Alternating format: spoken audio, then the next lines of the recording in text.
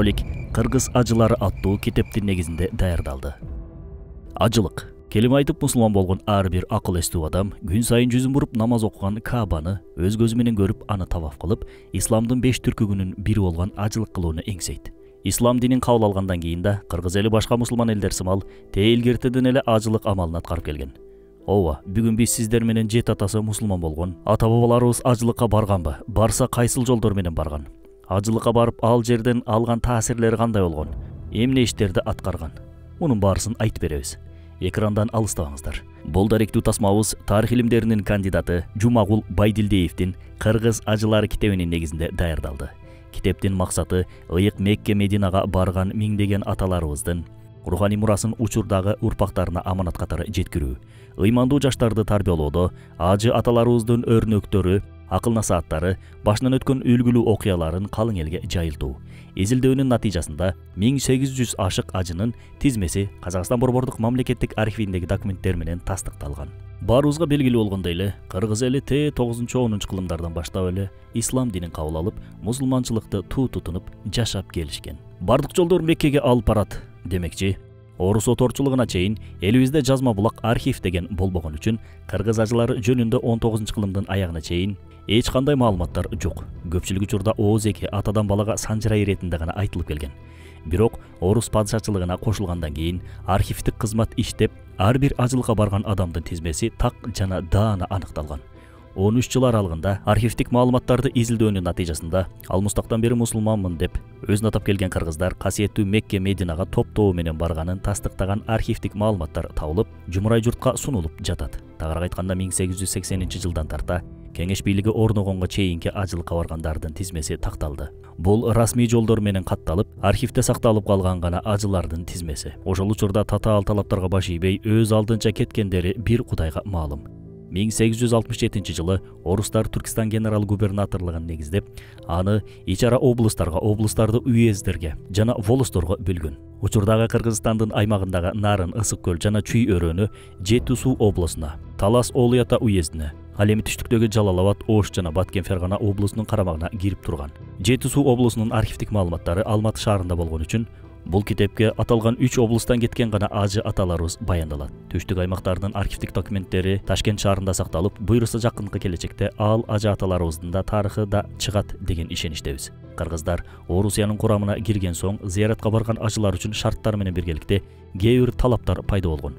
Ал талаптарга ылайык ар бир ажыга атайын чет өлкөгө чыкчу паспорт даярдалып, атайын медициналык кароодон өткөн тастыктамасы, жашаган жеринен тактама, ар кандай кылмыш иштерге аралашпагандыгын тастыктаган кат, жүрүм туруму үлгүлүү экендигин далилдеген тастыктама иш кагаздарын тиркелген үчүн 1,5 кылым убакыт өтсө да, аларды архивдик документтердин арасынан көрө алабыз.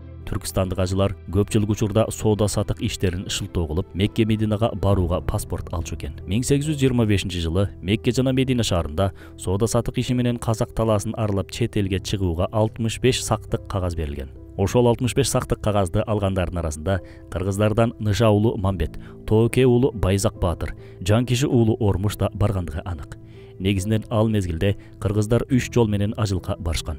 Биринчиси Кокон Бухара аркылуу, Парс жана Араб элдери аркылуу Кум чөлдү аралап барган. Экинчиси Ооган аркылуу Хиндистандын учурдагы Пакистанга таандык болгон Карачи портунан кемеге отуруп, Кызыл деңиз аркылуу Жиддага барышкан. Ал эми үчүнчүсү Орус падышачылыгы аркылуу. Батыш менен чыгыш жолун байланыштырган бир гана жол Орусиянын аймак аркылуу өткөн. Ошондуктан кудум азыр виза алган сымал Кашкар, Кокон, Бухара жана Түркистан аймагындагы мусулмандар Петропавловск жана Омск шаарлары аркылуу гана каттоого мажбур болушкан.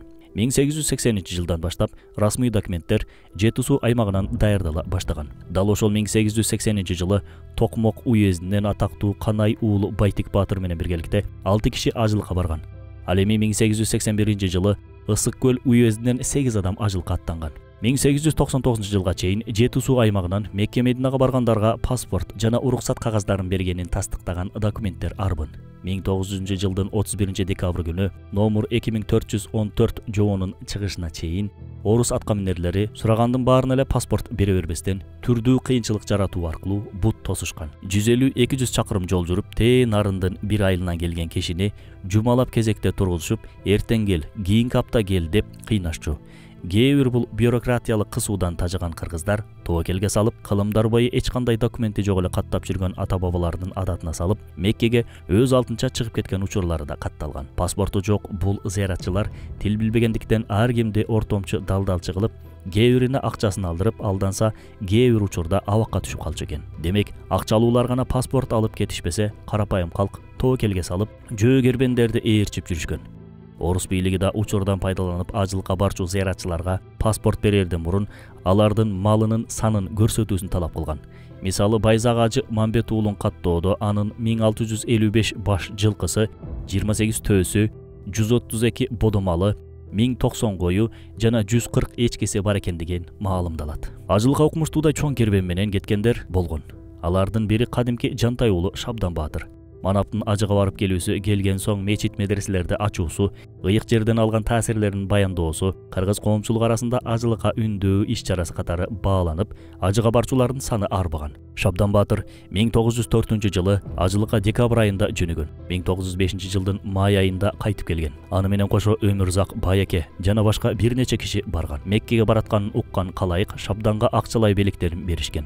Меккеге деп туугандары да акча бергени менен, бирок каражаттын көпчүлүгү калктан түшкөн. Маалыматтарга ылайык анын жанында 30 000 рубль акчасы болгон. Кээ бир маалыматтарга ылайык ал мезгилде бир кунажындын баасы 3-10 рубль турса, демек Шабдан Баатырга чогулган каражаттын учурдагы баасын эсептеп көрүңүздөр. Саягат учурунда Шабдан Баатыр алгач Стамбулга барып, Стамбул, Хижаз, башкача айтканда Мекке Мединага чейинки темир жолдун курулушун угуп, жол курууга 2,5 миң рубль акчасын кыргыз элинин атынан берген. Осман дөөлөтүнүн султаны мусулмандардын халифе Абдулхамид экинчиден муну тастыктаган төш белги жана тастыктама кагазын да алган. Бир айга жакын Стамбулда туруп, диний жана илимий интеллигенция өкүлдөрү пикир айдыңдары менен сүйлөшүп баарлашкан. Ажылыктан келгенден кийин Шабдандын уулу Мөкүш, башкача айтканда Мухиддин жана Кемел, башкача айтканда Камалуддин уулду болушуп, Шабдан эки эркек небересине Ажиман жана Ажы Кабыл деп ат койгон. Ажылар алгач жолдун узактыгынан көптөгөн жүктөрүн артып жол жүрүшсө, 1900 жылкы жобонун кабыл алынуусу менен темир жол жана поезд кеме аркылуу сапарга чыгышкан. Бул ашыкча жүктөн арылып, кыска мөөнөттө сапарды аткарууга жол ачкан. Гезиттер аркылуу көптөгөн оокаттарды ташып жүрбөстөн эле аларды сатып, акча түрүндө алып жүрүү ыңгайлуу экендигин маалымдаган жарнамалар байма-бай чыгып турган. 1913 жылдагы Казак гезитине жарыяланган Ажы жолу түшүндүрмө жобосунда жолго алчу нерселердин тизмеси берилген. Бир көрпө, бир жастык, бир сыйра сый кийим, 5-6 жуп ич кийим, 5-6 сүлгү оромол, 1-2 дасторкон, төшөк жаздык орогон бир жука килем алышсын. Кыш мезгилине туура келсе, тон ичи калың кийимдерди поездге түшчү станцияда сактатып койгон, жерге калтырса болот.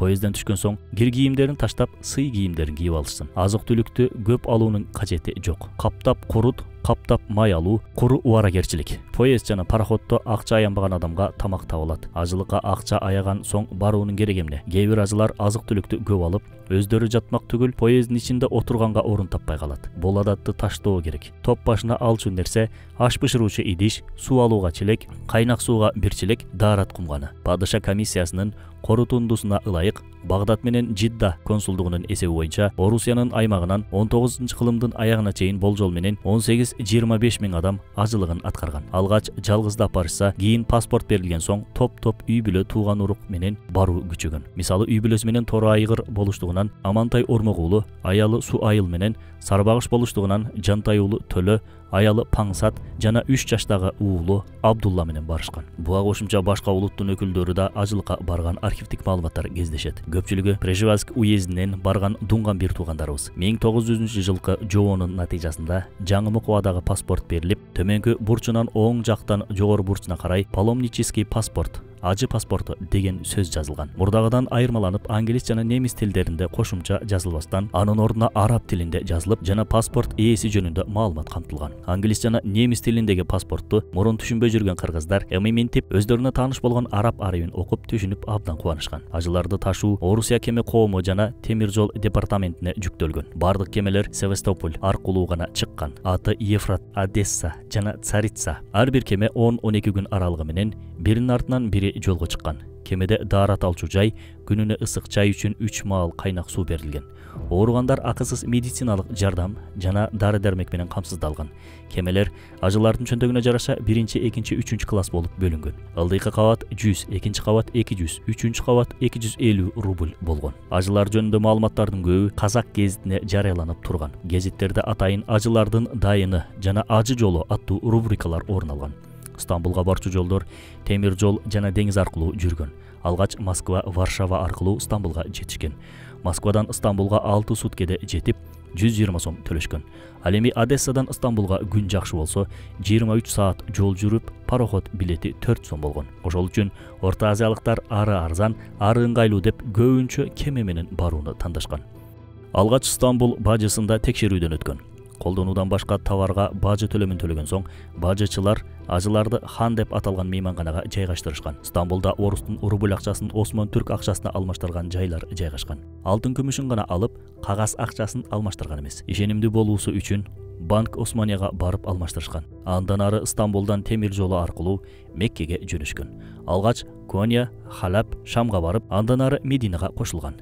Медина менен Меккенин жолу бүтөйүн деп калды, деп кубанышкан жазуучулар кездешет. Кийинки жылы жол бүтүп калса, Стамбулдан түз Меккеге барып, жолдогу жапай каракчылар менен деңиз азабынан кутулабыз деп жазышкан. Ал ортодо 1881 жылы Парсы холерасы, 1896 жылы Хиндистандагы чума оорусу да ажылыкка кедергисин тийгизген. Парсы холерасы 5-6 жылга созулуп, Балкан аймагына чейин жеткен. Бул учурда орус бийлиги ажылыкка барууга тыюу салышкан. Бирок ичиндеги ыйык сапарга болгон аштыктыгы менен аж аталарыбыз атайын ажылык жолу жабык болсо да, жашыруун жол менен паспорту жок ажылыкка барып турушкан. 1896 жылы Хиндистанда чыккан чума оорусунан улам көптөгөн өлкөлөр санитардык карантин абалына өтүшкөн. Бул чараларды Орус империясы да коюп, ажылыкка расмий тыюу салган. Эрежеге баш ийбей кеткендерге жергиликтүү бийлик айып пул салган. Дал ошол жылдары Ысык көлдөн Садыреке баштаган 14 киши, Чуйкеминден 10, Ат башынарындан 7, Тогуз Тору Акталаадан 9, Кочкор Жумгал Суу Самырдан 11 киши ажылыкка баргандыгы белгилүү.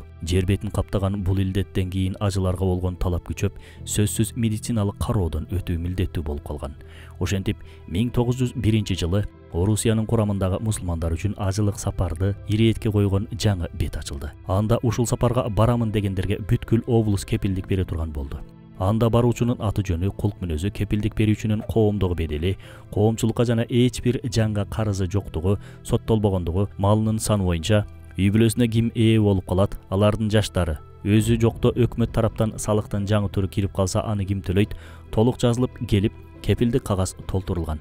Кээ бир кепилдик кагазга 300ге чейин адам кол койгон. Расмий жаңы эрежеге ылайык баргандардын сап башында 1901 жылы Садыр аке 76 жашында, анын агасы Эсенгул 81 жашында ажылык сапарына аттанып кетишкен. Садыр аке алгач Стамбулга, андан ары Кудуска барган. Кудусту зиярат кылган соң Мединага, андан ары Меккеге барган. Ушул жерде белгилей кетели. Садыр акенин байкеси Эсенгул дал ошол Меккеде каза болуп, ошол жакта жерге берилген. Меккеге барып кайтпай калсам деп нечен деген ата бабаларыбыз ашын берип, эл менен коштошуп, мал жанын, үй бүлөсүн Кудайга тапшырып, кайтыш болгондор жөнүндө да маалыматтар бар. Ажылык сапарлар өлүм жетимсиз болгон эмес. Себеби чоочун жерде, чоочун элде, кышында суукта, нымдуу деңизде ат үстүндө жүрүп кыйынчылык көрүшкөн. Арасында каракчылар тарабынан шейит кеткендер да болгон. Канча кыргыз ажыга барганы белгисиз болгондой эле, алардын канчасы сапар учурунда каза болгонунда так дааны айтыш кыйын. Меккеге жетип каза болгондордун да кызыктуу окуялар бар. Алардын ичинде Чоро болуштугунун бийи Сүркө уулу Боронбайдын баянына назар салыңыздар. 100 койдун баасына тең болгон алтын дилдени баласы Боронбай атага берип, карып калдыңыз ата, барбай эле койсоңуз деп жалынат.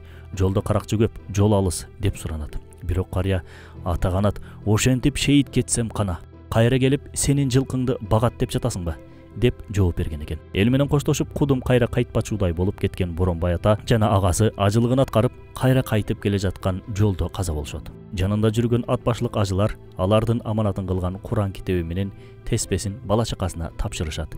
Ажылар токтогон жеринде гезит редакциялары аркылуу тууган уругуна салам дуайын жеткизип турган. Мисалы, Казак гезитинин бир санында: урматтуу Казак гезити, биз бардыгыбыз жолдошторубуз менен саламаттабыз. Ажылар Кирсон аттуу Москва пароходуна түшүп, Кара деңизден 1,5 суткада өттүк. Алла Таала үйдөгү түздөгүлөрүбүзгө амандык берсин. Ильяс Сейиткул уулу, Жазыкбай Козу уулу, Шахар Бейрут. деген жарыяны окуй алабыз. Ажыдан кайткан ажылар ажылык сапардан таасирленип, жерлерде жадид усулундагы мектеп медреселерди ача башташат. Бирок бул нерсе падышалык бийликти тынчсыздандырат. Уруксат менен гана мектеп ачууга жол берилген. Падышалык бийлик тескерисинче дүние илимдеринен алыс болуп, бир гана диний сабактарды өткөн жана падышалык бийликке кыңк этпеген эски медреселердин калганына кызыктар болгон. Жаңы мектептерди алар панисламизм жана пантүркчүлүктүн булагы катары көрүшкөн. 19-кылымдын орто ченинде кыргыздардын арасында кат сабаты жоюлгандар, зыялылар, көбүн эсе молдолор, ажылар болгон. Ошондон улам кат сабаты жоюлгандын баарын молдо деп атап калган. Эл арасында Алдаш молдо, Талып молдо, Үмөт молдо, Молдо Багыш, Молдо Нияз, Нур молдо, Нышан молдо, Нурдин молдо, Молдо Кылыч, Тоголок молдо деген аталарыбызды билбеген киши жок болсо керек. Ажылар келген соң жашоосу түп тамыры менен өзгөрүп, эл арасында калыстыкты камсыздап, ар дайым адилеттүүлүктүн символуна айланышкан. Ажыга барып, кайра кайтып келген эл башлары жанына бир молдону алып, аны колдоп, элди ислам динине үйгүттөөдө жардам берип, дем беришкен жана молдолордун кадырын көтөрүшкөн. Колунда барлар мектеп медресе, колунда жогу эч болбосо ылайдан сокмо мечит салып, ислам динине кызмат кылышкан. Мисалы, Шабдан Баатыр Меккеден кайткан соң 1909-жылы Чоң Кеминдин Тарсуу айылында медресе салдырган. Медреседе 300 бала окуп, Наманган медресесин бүтүргөн Исамидин аттуу агай жетекчилик кылган. Орунбург, Казан, Уфадан келген түрк тилдүү устаздар сабак беришкен. Осмоналы Сыдык уулу Тарыхы Кыргыз Шадмания аттуу эмгегинде Шабдан ачкан жадид медреселеринде 3-4 айда балдардын сабатын толугу менен жоюлуп, 8 айда ыйман, ислам негиздерин үйрөтүүгө жетишкендигин баяндаган. Мындан сырткары парсы жана түрк тилдеринде китеп окуп, манап болгон сокулук болуштугунан чыккан Чолпонгул ажы Тынаалы уулу 1902-жылы ажыга барып келген соң жадиддик мектеп ачкан. Байзак Тооке уулу да ажыга барган соң өзгөрүп, билимсиз оруска тең келе албашына көзү жетип, илим билимге элди багыттап, отурукташа баштагыла, дыйканчылыкка оогула, мал бир эле жуттук. Колдон келсе балдарды мектептен окуткула, орустун тилин, илимин, өнөрүн үйрөнсүн деп кайрылып, Жумгалдын Карамоюн айылында биринчи болуп медресе салдырган. Касмаалы ажы Мамбет уулу ири манап болуп, ажыдан келген соң Коланак айылына мечит жана медресе салдырган. Ал жерде окуган окуучулар кийин Совет бийлигинин алгачкы интеллигенциясына айланган. Кочкордон чыккан белгилүү Канат хан Ыбыке уулу бир баласын медресе Галияда окутса, экинчи баласын Пишпектеги гимназияда окуткан. Өзү да Талаа булакка медресе салдырып, айланасына бактарак тигип, кудук каздырат. Байгедейин ылгабай, шыктуу балдарды окуткан. Белгилүү инсандардын арасында Эшеналы Арабай уулу кайнатасы Кайбылда менен чогуу 1906-жылы Меккеге барышканы айтылат. Бара-бара ажылардын таасири менен Кыргызстандын түндүгүндө көптөгөн мечит, мектеп, медреселер ачылат. Ар бир ажы ажылыктан кайткан соң өз айылына көпүрө куруп, кудук казып, бак тигип, жол салганды милдет катары көргөн. Өз убагында садакасын берип, жекетин чыгарып турган Актала аймагындагы Ысрайыл уулу Калпа ажы Саяк болушу Муса кожо менен биргеликте алгачкы медресесин ачышат. Ал жерден Айтылуу Тоголок молдо атабыз агартуучу катары тарбия алган. Медреседе араб ариби жана шарият илими менен кошо каада салт, үрп адат, алт дастандар, макалла каптар, жомуктор, тамсилдер айтылып, тарых илими окутулуп, окуучулардын руханий дүйнөсү байытылган. Аталган медреседен көптөгөн агартуучу жана акындар чыккан. Кодонтай ажы Карабек уулу 2 жолу барып келген Мекке сапарынан таасирленип, Жетөгүз аймагында мектеп салдырган. Ал жерде белгилүү Ыбырай Абдрахман уулу мугалимчилик кылган. Сузак аймагынан чыккан Сулайман ажы Коргону менен биринчи жолу чоң сарай салдырган. Короосунда мейманкана, мечит, медресе да курдурган. Кушчулардан чыккан Сулайман ажы медреседе балдар кыздарга сабак берип, жума күнү өзү кутба окуган. Жетим балдарды акысыз окутуп, чоң чайкана менен мончо курдурган.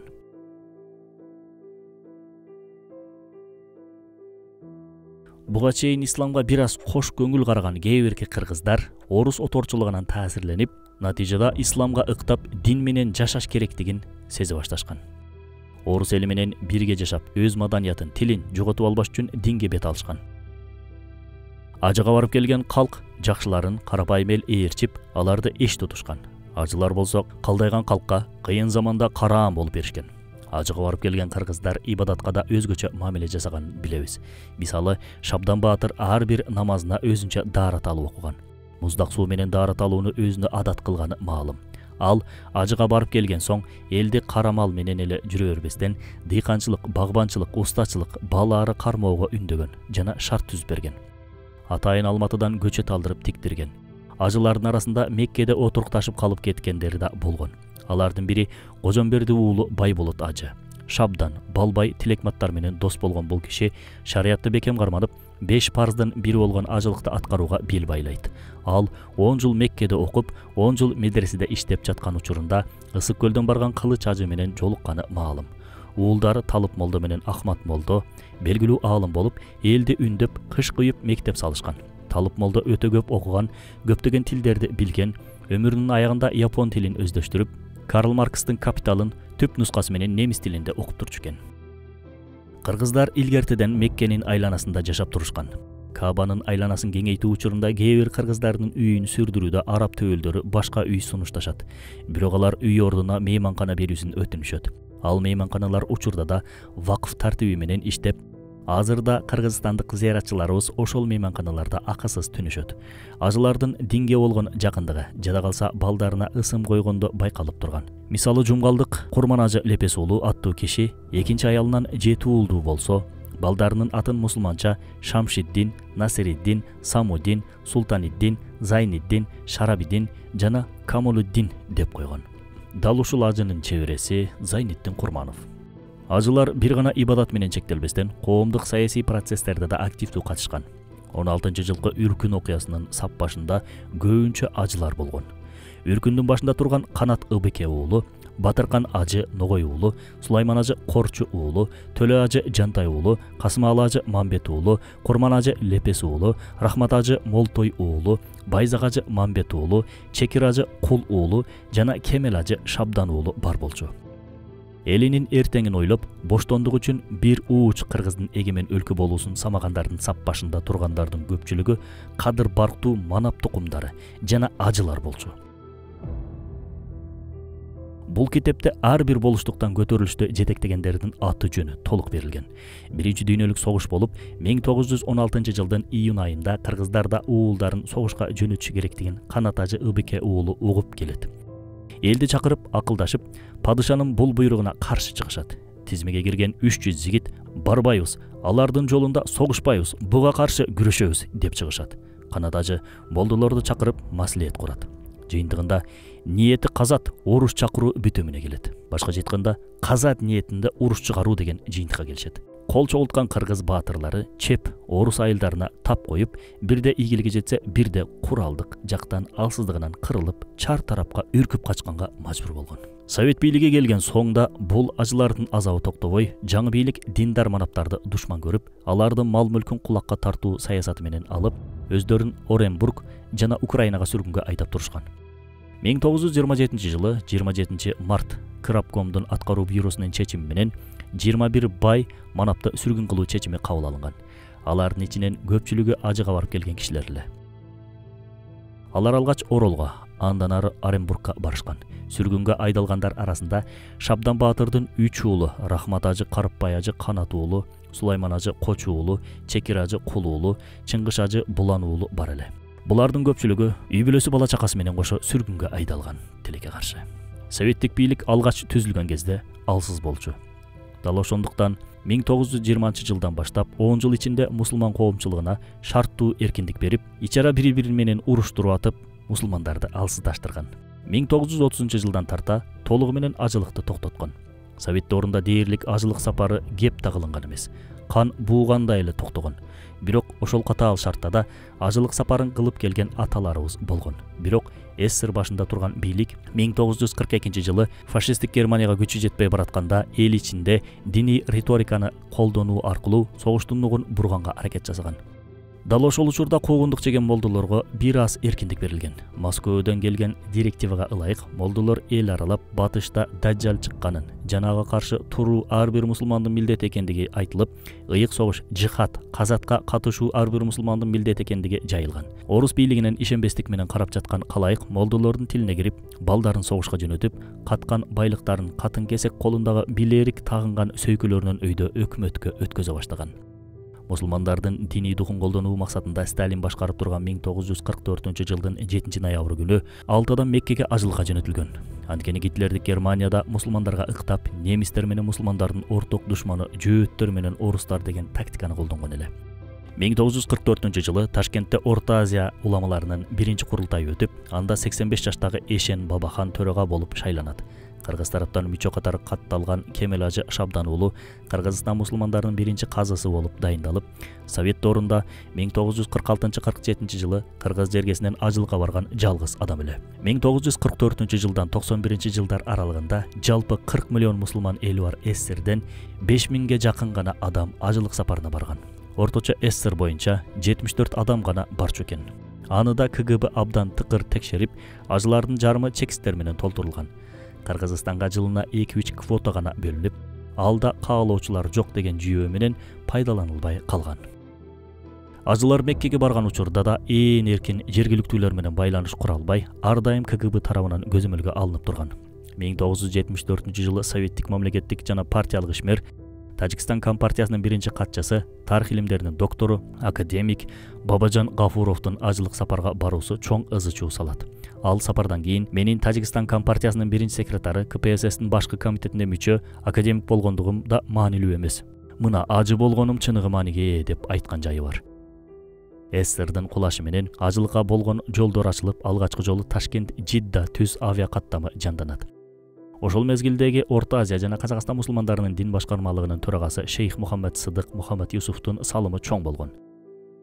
Ал жылкы бүткүл чыгымдарды Сауд падышасы Фахд ибн Абдулазиз өз мойнуна алган. 1,5 миң мусулман акысыз ажылык кылуу менен бирге 1 миллион дана Куран китебин белекке алышкан.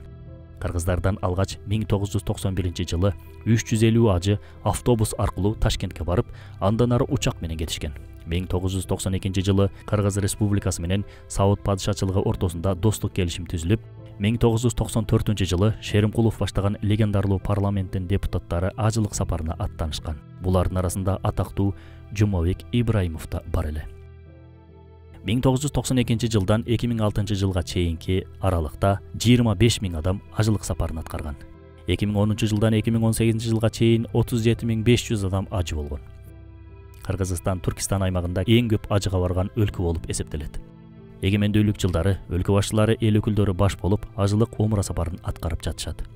Кылымдар бою ажыга барып келген аталарыбыздын адептүү жүрүм-туруму, шарият жолундагы бедели, алардын көзү өтсө да учурга чейин аңыз катары айтылып жүргөн ажынын баласы же небереси деп алардын урпактары дагы эл арасында урматталып келет. Бул китепте өлкөбүздүн түндүгүнөн гана кеткен ажы аталарыбыздын гана архивдик маалыматтары баяндалды. Келечекте мамлекетибиздин жана беришин тарых сүйүүчүлөрдүн колдоосу менен Ташкент архивиндеги калган 4 аймактан ажылык сапарга барган аталарыбыздын тарыхы да казылат деген ойдобуз. Түштүктүн чыгаан уулдары күн сайын улак өткөрүп, шерине той ашка гана каражат корото бербестен, келечек муунга мурас болчу тарыхыбызга да салым кошот деген ишеничтебиз. Ал эми жалпы ажылык умрага барып келгендер ажы той өткөрүү жана жай намаз таратуу менен гана чектелбестен, чыгаан аталарыбыз сымал мектеп, университет, илимий изилдөө борборлорун, оорукана жана бала бакча курууга бет алат деп үмүт кылабыз.